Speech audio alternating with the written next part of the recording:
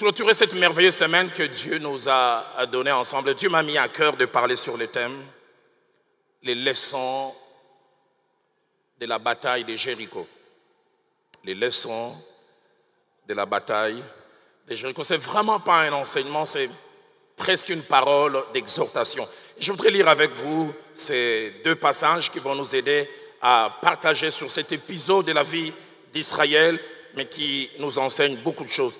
Disons d'abord Josué au chapitre 5, le verset 13 ainsi que le verset 14.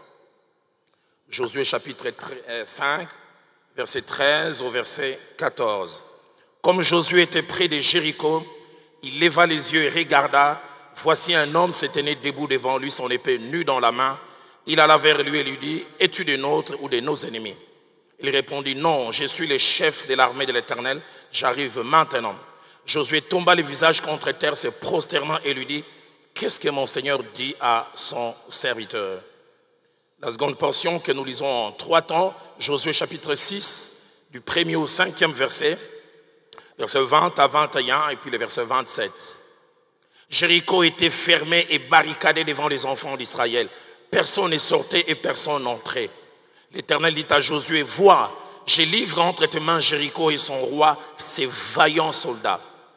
Faites le tour de la ville, vous tous les hommes de guerre, faites une fois le tour de la ville. Tu feras ainsi pendant 6 jours. 7 sacrificateurs porteront devant l'arche 7 trompettes retentissantes.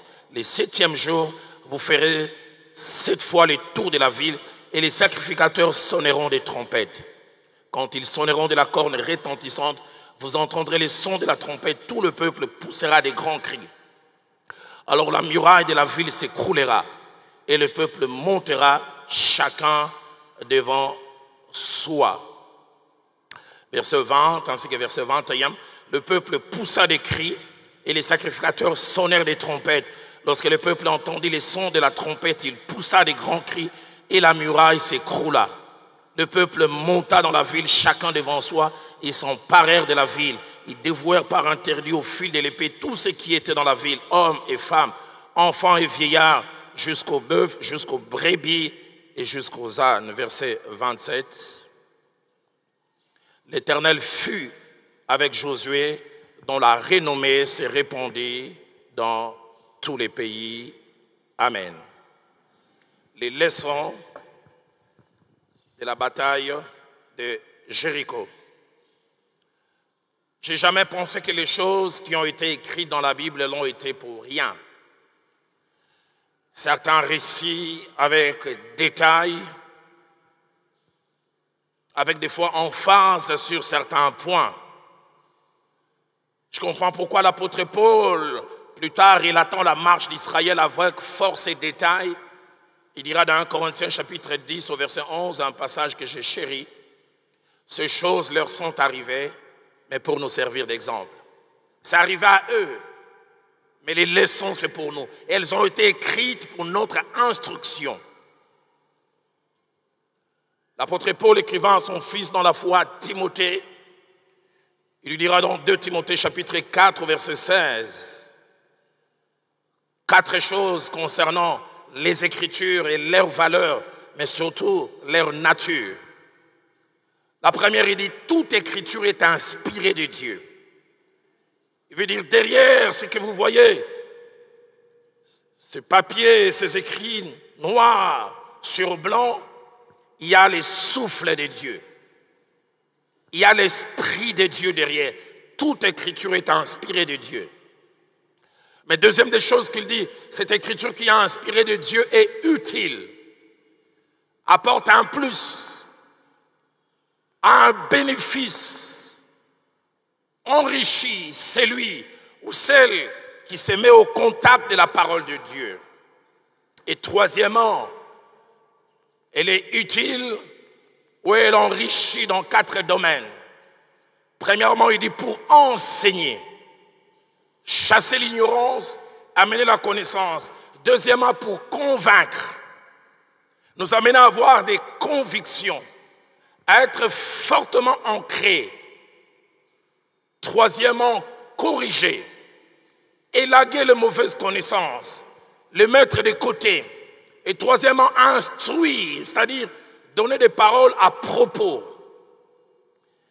Et quatrième chose, il parle de la finalité de cette parole. Il dit pour que nous soyons accomplis. La version des semeurs dit pour que nous soyons parfaitement préparés. Mais j'aime ce que la version parole de vie dit, pour que nous soyons à la hauteur. Mais ça ne s'arrête pas là, propre à toute bonne œuvre. Le semeur dit équipé pour accomplir toute bonne œuvre. Français courant dit équipé pour toute bonne action. Tu vas avoir les bonnes actions, les attitudes qu'il faut. Consulte la parole de Dieu. Médite-la. Étudie-la. Essaye d'être chaque jour en contact avec celle-ci. Une autre chose importante que je voudrais dire attachée à cet épisode si important de la marche d'Israël, c'est que cette bataille, parmi plusieurs batailles qu'Israël ait connues, est l'une des rares dont le Nouveau Testament fait mention, parce que cette bataille est placée dans Hébreux chapitre 11 au verset 30, parmi les hauts faits ou les œuvres de la foi. Il est dit, c'est par la foi que les murailles de Jéricho tombèrent après qu'on eut fait le tour pendant 7 jours. Mais cette bataille étrange qui arrive à Israël alors qu'il vient de franchir le Jourdain et qui commence à faire la conquête du pays promis, si elle a plusieurs leçons à nous enseigner, j'en ai retenu 5 que je voudrais partager avec nous ce matin avant de prendre un petit moment dans la prière à la fin. La première des choses que cette bataille nous enseigne, c'est que toutes les batailles de notre vie ne seront pas les mêmes et n'auront pas la même taille. Nous aurons des batailles différentes. Nous aurons des petites batailles pour lesquelles, des fois même humainement parlant, nous avons l'impression que nous n'avons pas besoin de Dieu. Je peux le faire moi-même. Je peux l'affronter moi-même. Une petite maladie, un petit enfant qui obéit de moins en moins, un petit problème au travail avec un chef, le ministère qui tarde à décoller. Mais il y aura d'autres batailles qui auront des tailles qui nous dépassent, pour lesquelles nous atteignons un seuil d'incompétence, pour lesquelles, humainement parlant, nous n'avons pas de solution. En 55 ans de vie, 34 ans dans la marche avec Dieu, des batailles à la grande taille, j'en ai connu. J'en connaîtrai encore, Dieu seul sait. Josué chapitre 6 au verset 1er dit Jéricho était fermé et barricadé devant les enfants d'Israël. 2 choses à retenir. La première, c'est que Jéricho à l'époque était appelée une forteresse imprégnable. Forteresse imprégnable. Les historiens l'ont dit et les fouilles archéologiques l'ont démontré. Cette ville était totalement entourée par des murailles de plus de 15 mètres. 15 mètres de hauteur, mais 4 mètres d'épaisseur. Il semble que même des chars pouvaient circuler dessus. Avec quoi va-t-on casser ces murailles? Est-ce avec un marteau? Forteresse imprégnable. Il vient de connaître une grande victoire. Ils ont vu les eaux de Jourdain s'ouvrir. Mais quand ils arrivent, ils regardent la taille de ces murailles. Ils regardent aussi l'épaisseur.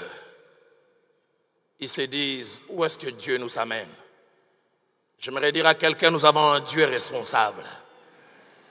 Il ne t'amènera pas pour que tu puisses mourir. Fermé, barricadé.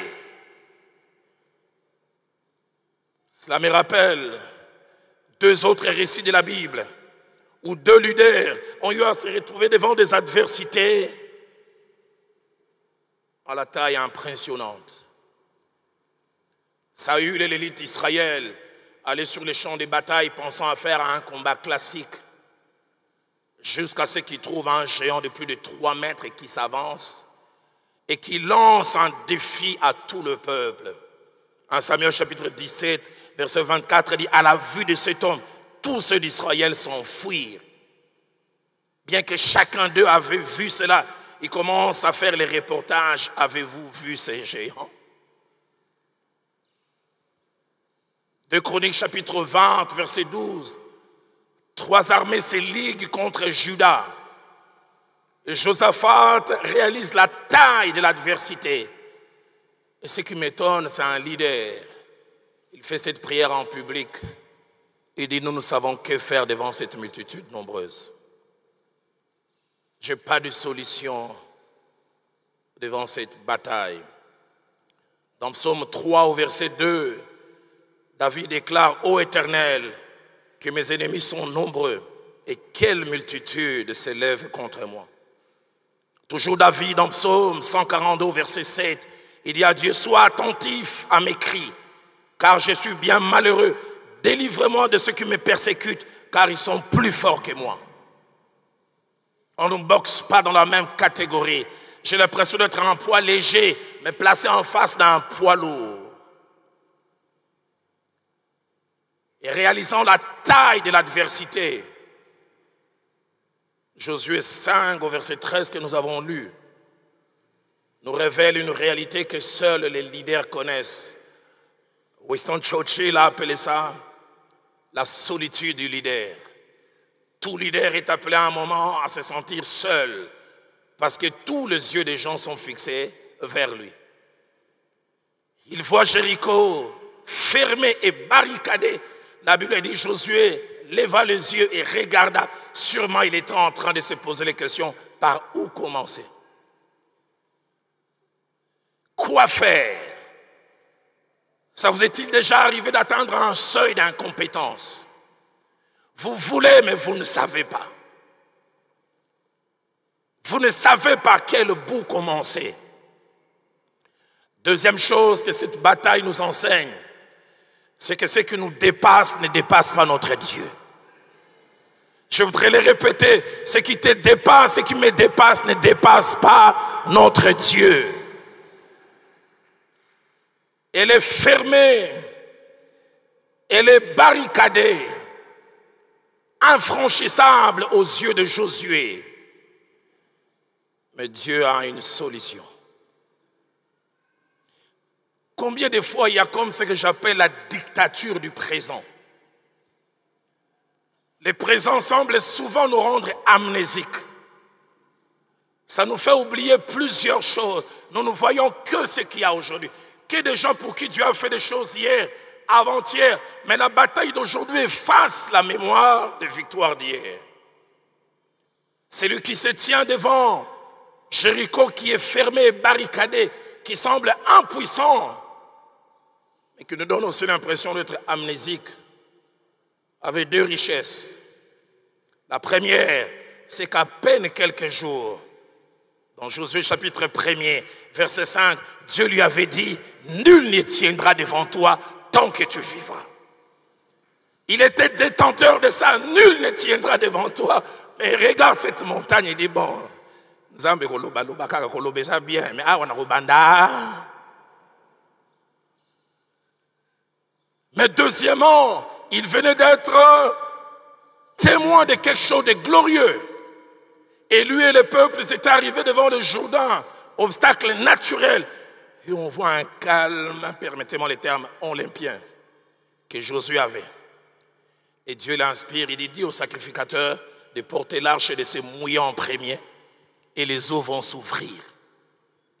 Il a vu les eaux du Jourdain s'ouvrir jusqu'à ce que les derniers de peuple puissent passer. J'aimerais dire à quelqu'un, il est le même hier, aujourd'hui et éternellement. Le Dieu qui t'a rendu victorieux hier peut encore le faire aujourd'hui. Ne laisse pas aujourd'hui te faire croire qu'il n'est plus capable. Ce qui nous dépasse ne dépasse pas notre Dieu. Matthieu chapitre 14, versets 15 à 17. Les disciples sont dépassés. Jésus, comme un bon prédicateur pentecôtiste, a enseigné depuis le matin jusqu'au soir, non-stop, et la multitude l'a suivi. Et le soir arrive, ils veulent arrêter la prédication de Jésus pour que chacun parte, mais Jésus continue encore. Et puis quand Christ finit, il vient lui dire, il se fait tard. Il n'y a aucun endroit pour donner de la nourriture à ces gens. Relâche-les enfin que chacun aille trouver quelque chose à manger. Jésus les regarde, il dit, ils n'ont pas besoin de s'en aller.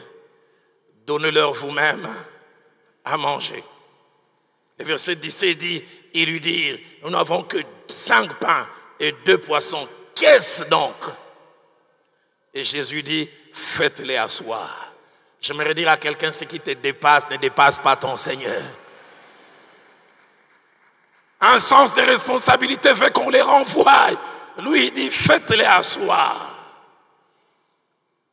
Thomas, l'incrédule, il regarde déjà un papa qui doit être obèse comme c'est d'une certaine partie du monde, Amérique du Nord. Il dit, hey, oh, 5 pains 2 poissons, mais oh, tato, nous se quitte. Faites-les asseoir. Faites-les asseoir. Troisième chose que cette bataille nous enseigne, c'est que Dieu a une solution pour les problèmes qui nous dépassent. Et cette solution, c'est sa solution. Aide-moi à dire à ton voisin, Dieu a une solution qui est sa solution pour ton problème. Tu ne la vois pas, tu ne la réalises pas, mais elle n'est pas moins présente. Dieu a une solution. Les jours où Israël était sur les champs de bataille, depuis 40 jours, subissant les affres de Goliath, l'humiliation, l'abaissement. Le roi Saül ne savait que faire. Il se demandait, qu'est-ce que je fais là 40 jours? Dès l'instant où Isaïe dit à son fils, prends ces morceaux de pain, prends ces quelques fromages, va sur les champs de bataille et va voir dans quel état se trouvent tes frères et ramène-moi des nouvelles. Et j'aime ce qu'il dit, ramène-moi des nouvelles sûres. Chaque pas qui rapproche David du champ de bataille, le ciel est en train de dire match et... Mais ceux qui sont sur les champs de bataille ne voient rien. J'aimerais dire à quelqu'un, ton Dieu travaille pour toi. Et ce qui est étonnant dans cette histoire, Isaïe qui envoie la solution ne sait pas qu'il a envoyé la solution. David qui est la solution ne sait pas aussi qui est la solution. Et ceux qui reçoivent David ne savent pas. J'aimerais dire à quelqu'un comme un prophète de Dieu a la solution. Et les solutions de Dieu ont 5 caractéristiques principales. La première, c'est que les solutions de Dieu sont étranges. Elles sont hors du commun et ne suivent pas la voie normale. Elles passent par des méthodes inhabituelles. Dieu peut sauver tout un royaume par un jeune homme qui n'a pas de numéro matricule dans l'armée, qui n'a jamais fait de formation, mais c'est lui le champion de Dieu. J'aimerais dire à quelqu'un, il a une solution étrange pour toi. Deuxième caractéristique des solutions de Dieu, elles sont insolites. Lorsqu'on dit d'une chose qu'elle est insolite, c'est qu'elle provoque l'étonnement. Elle provoque la surprise par leur caractère inhabituel, contraire aux usages et à la logique. Je prie que le Dieu insolite te visite. J'en ai parlé ici il y a quelques mois quand j'ai enseigné aux serviteurs de Dieu. Un aîné à moi, je le vois de moins en moins depuis quelques années. Malgré que je suis avancé en âge, chaque fois qu'il me voit, il m'appelle toujours Petit Dalo, Petit Roland. Une fois, il m'a appelé devant mon époux. J'ai dit, je suis quand même marié. Il dit, Petit Dalo. Il me relate l'histoire. Il est allé prêcher à Mboujimaï. Il dit, je prêche de lundi à dimanche. Et dimanche, le pasteur décide qu'on puisse me bénir. Il me dit, petit Dalo, ça c'est Natala qui panier, mais na monaki. Je n'ai pas regardé, mais j'ai vu accidentellement. Il dit, quand j'ai vu au moins 8 personnes qui ont donné 100 billets de 8 billets de $100. Calcul mental, 800.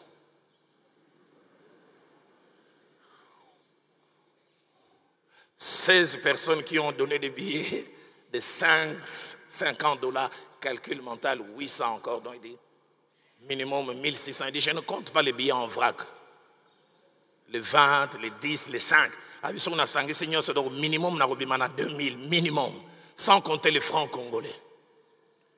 Il me dit, lundi, je devais prendre mon vol de Mbujimayi jusqu'à Kinshasa. Jusqu'à 9h30. Avant d'embarquer, le pasteur ne me donne pas toujours mon enveloppe. Nabia Bossanitoni, dit, Seigneur, rappelle-lui. L'ouvrier mérite son salaire. Soit dit en passant, une fois, maman vient et moi, on est allé prêcher dans une ville, on termine comme ça, on monte de l'avion, Viviane, après ça, l'enveloppe n'a habité. À Bossani n'a pas habité. Tilelo.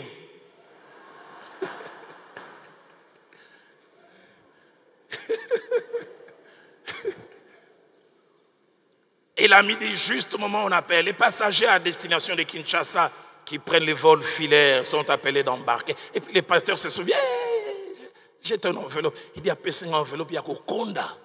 Dans nos cas, cette enveloppe, il y a qu'au Vimba. Il dit, dans ma tête, j'ai dit, fais à Tchaya Union son chèque. Il dit, on monte dans l'avion, les 30 premières minutes, beaucoup de zones de turbulence. Je n'ai pas le temps de regarder l'enveloppe. Il me dit, petit, dans le temps où l'avion s'est calmé, il a fungo liboye.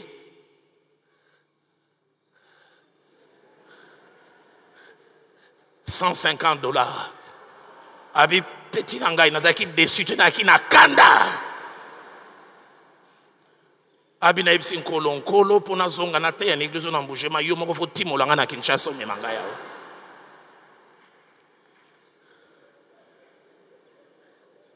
Une heure quelques après des vols, il atterrit en Djili. Il arrive en Djili, les protocoles s'étaient trompés d'heure. Le protocole avait entendu 12 heures alors que lui l'atterrit à 11 heures. Il dit, na kanda mi bale. Kanda à 150, na kanda ya protocole bazate. Il s'assied dans la salle d'attente, puisqu'il en avait le droit, parce qu'il avait payé. On dit, tu as droit à une boisson. Et la jeune fille qui servait vient lui dire, papa, tu vas boire quoi? Dans la colère, remets-les le côté. Et la jeune fille part et puis elle revient et dit, papa, limbi sangai. Nzamba yebisanga na yebisa otika kanda. Tika kanda pona makambe uti koleke siko uti. Et puis mi balé habillé moi ko futa yo. Et dit je la regarde, je dis yo zaka na Mbujimayi.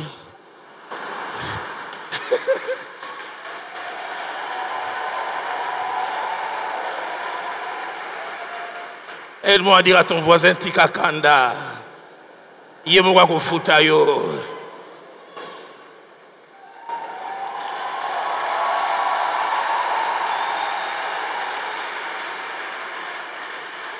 Alors à 12 heures, le protocole arrive.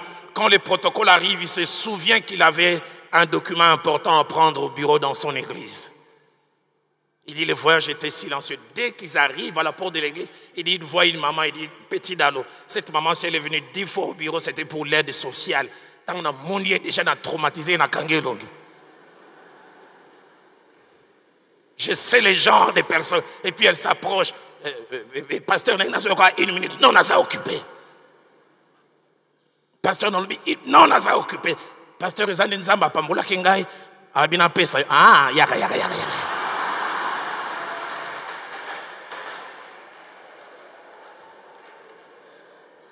Et cette maman lui dit, mes enfants ont plusieurs terrains dépassés qu'ils collaient. Et ils ont vendu au moins une quinzaine. Et nous avons payé notre dîme, mais Dieu nous mettait à cœur l'action de grâce, on devait donner qu'à toi. Abi maman na fungoli qui fonde appétit. Mbongo ko na mutete. Il dit na compté 32 000 notas. $32 000. Et il m'a dit une phrase que j'oublierai jamais. Il m'a dit tu peux travailler en Mbujimayi et être payé à Kinshasa.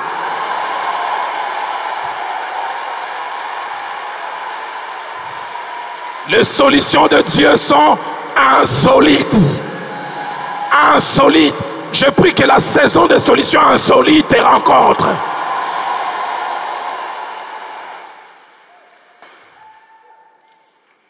Troisième caractéristique des solutions de Dieu, elles sont illogiques, inexplicables, incompréhensibles. Elles sont comme une folie. 1 Corinthiens chapitre 1 verset 5 dit la folie de Dieu est plus sage que la sagesse des hommes. Illogique, incompréhensible. Quatrième caractéristique des solutions de Dieu, elles sont parfois ridicules. Ridicules à appliquer, ridicules à pratiquer. Jésus-Christ qui veut guérir l'homme qui était aveugle, il prend la salive et il jette. Et il mélange avec la terre. Et il place, si pasteur Atoms osait ça, Molière à Goyawa. À Simbi, à Kotibaloge, Naye Bakabandakala.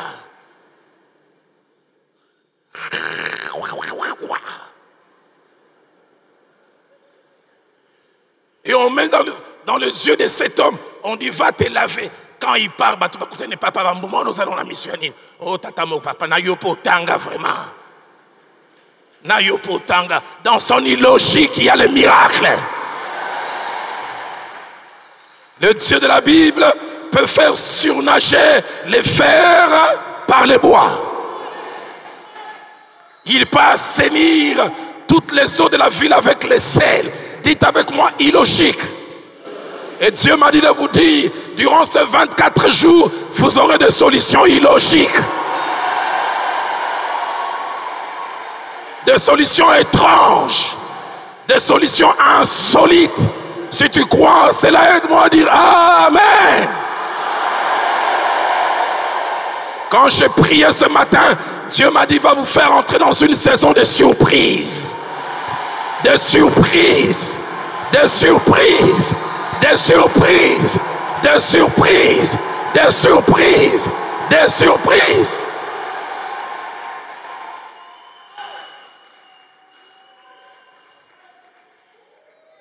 Mais cinquièmement, les solutions de Dieu portent sa marque. Ça porte sa marque et sa signature.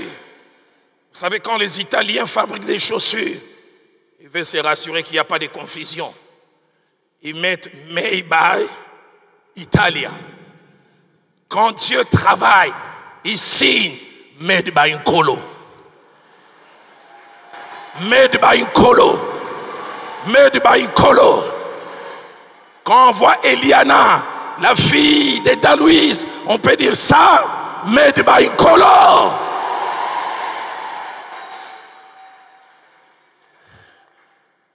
Elles sont attachées à sa nature. Elles portent sa signature.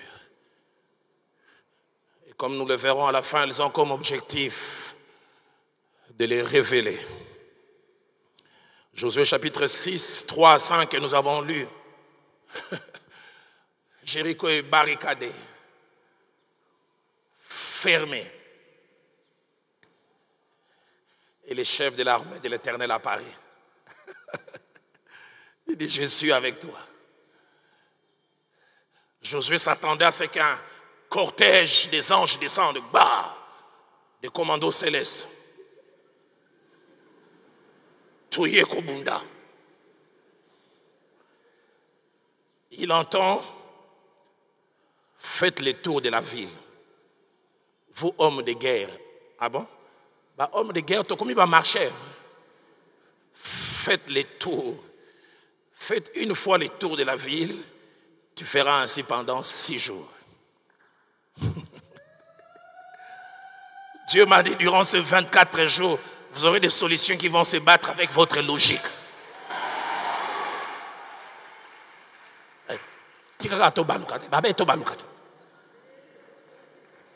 Est-ce que vous Simba? Le roi Balobaki. J'aimerais dire à quelqu'un, Dieu fera malgré toi.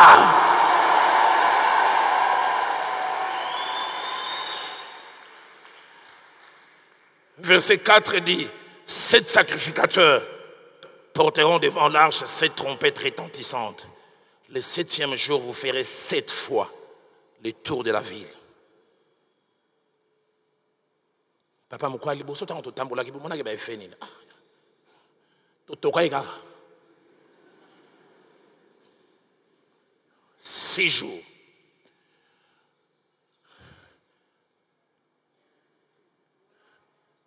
Et puis il dit à la fin, vous sonnerez de la trompette. Tout le peuple poussera des cris. Quel rapport y a-t-il entre la marche et les murs? Durant les 6 jours, quand il marche, les gens de Jéricho, au-dessus des murailles, disent « Hé, ça c'est quoi encore? Bobeli Liboma? Are you out of your mind ?» Eux-mêmes ne comprennent pas, les adversaires ne comprennent pas, mais Dieu comprend. Au 7e jour, les amis de Jéricho les voient faire 7 tours. Et le babaxidose, hein? Et puis subitement, ils jouent de la trompette. Et le muraille s'écroule. J'aime quand Dieu travaille. J'aime quand Dieu travaille. J'aime quand Dieu travaille. Je voudrais encore le crier à quelqu'un. Dieu a sa solution. Dieu a sa solution. Filacité d'exaucement, je ne sais quel est le défi que vous avez. Dieu a sa solution. Sa solution. 4e et avant-dernière chose. Pour que nos murailles tombent, Dieu ne fera pas tout. Nous aurons des choses à faire. Dieu ne fera pas tout. Nous aurons des choses à faire. Notre part à nous, pour que les murailles tombent, c'est de faire 2 choses. La première, croire à ce que Dieu a dit. Et deuxièmement, agir par rapport à ce qu'il a dit. Croire. Quand Josué regarde ces murailles et qu'il a apparemment sans solution, waouh, je suis épaté par les paroles qui sortent de la bouche de Dieu. Josué chapitre 6 au verset 2, écoutez ce que la Bible dit. L'Éternel dit à Josué, vois, je livre Jéricho entre tes mains. Il ne dit pas je vais livrer. C'est déjà fait. Je livre Jéricho entre tes mains. Son roi, ce qui m'étonne, et Dieu connaît même la force de son armée. Il dit, et ces vaillants soldats. Ils sont vaillants, ils sont forts, mais je les ai livrés. Et puis il dit simplement, faites le tour de la ville. Moi j'ai fait ma part, mais agissez par rapport à ce que vous devriez faire. Les promesses de Dieu, sans notre participation, peuvent nous amener à la déception. Dans 2 Chroniques chapitre 20, verset 17, puis verset 20, 21 à 22, alors que Juda est sans force devant les armées qui l'attaquent, ils disent, nous sommes sans force. L'Esprit de Dieu saisit un homme appelé Jacaziel. Et il fait part de la solution de Dieu. Vous n'aurez point à combattre en cette affaire. Mais il dit, présentez-vous. Présentez-vous. Tenez-vous là. Et vous verrez la délivrance que l'Éternel vous accordera. Allez à l'endroit. Bougez. Je prie que mon Dieu t'inspire ce que tu dois faire. Fais ta part. Et tu verras ce que Dieu peut faire. Ils ont pris le risque de croire au Dieu qui a pris le risque de parler. Quand Dieu prend le risque de parler, prend le risque de croire à ce qu'il a dit. Ils ont commencé à faire, je m'imagine, leur côté logique, leur côté cartésien se battait.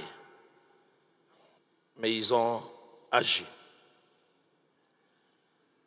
Esther a prié. Et le pasteur Atom s'en a si bien parlé hier. Sans rendez-vous sur le plan terrestre. Mais la prière lui a fait prendre un rendez-vous céleste. Elle s'est avancée. Elle est allée. Il y a quelqu'un durant ce jour qui sera appelé à faire sa part. Quoi, je ne sais pas. Cinquième et dernière chose, les batailles de notre vie comme celle de Jéricho avec les murailles, bien que nous donnons l'impression de vouloir nous détruire, visent deux objectifs principaux. Le premier objectif de ces batailles comme celle de Jéricho, c'est nous révéler Dieu. Nous révéler Dieu. Nous révéler une facette de lui que nous ne connaissons pas. Nous révéler une partie de lui-même que nous ne connaissons pas. Souvent, nous pensons que les épreuves de notre vie veulent nous écraser. La plupart des fois, elles veulent nous amener à une meilleure connaissance de Dieu. Il a fallu cette épreuve qu'Agar a expérimentée dans Genèse chapitre 16 au verset 3 pour qu'elle reconnaisse Dieu comme Ata El-Roi, l'Éternel qui me voit.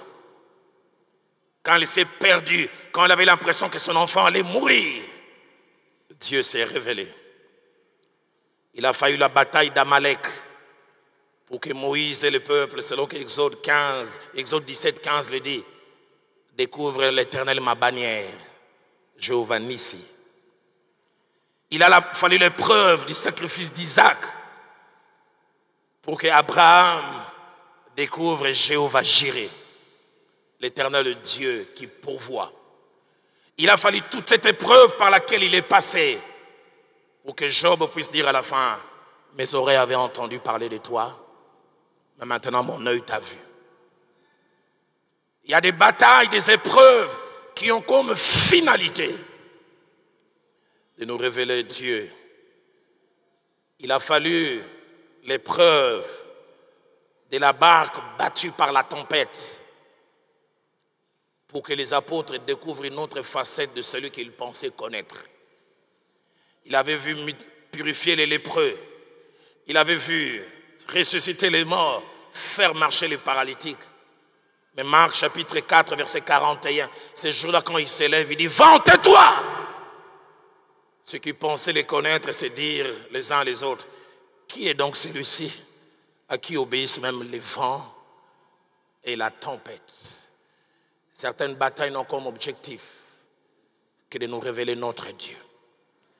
Quand ils ont vu les murailles s'écrouler, ils ont connu un Dieu dans une dimension qu'ils ne pouvaient pas connaître.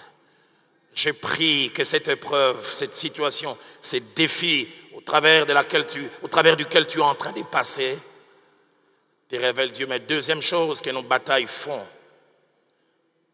nos batailles cachent une promotion. Je demande aux musiciens de reprendre place parce que dans 2-3 minutes, je vais finir. Et j'ai à cœur qu'on prenne une bonne dizaine de minutes en priant, en faisant des déclarations. Les batailles de notre vie comme celle de Jéricho cachent notre promotion. C'est-à-dire, elles ont comme objectif de nous donner plus de valeur.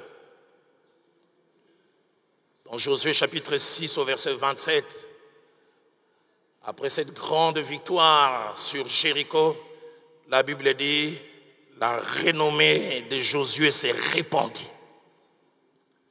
Les gens ont vu ce qu'il était, ce qu'il pouvait faire.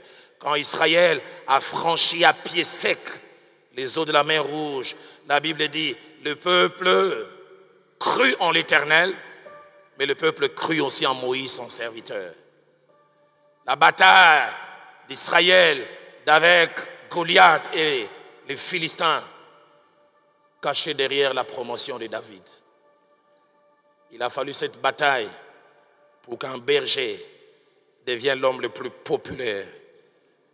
Quand Dieu laisse que des choses arrivent, nous ne savons pas ce qu'il va amener derrière. Les batailles de la vie de Roland Dallot commençaient en 2006, caché Philadelphie, caché l'apôtre, caché tout ce qui arrive.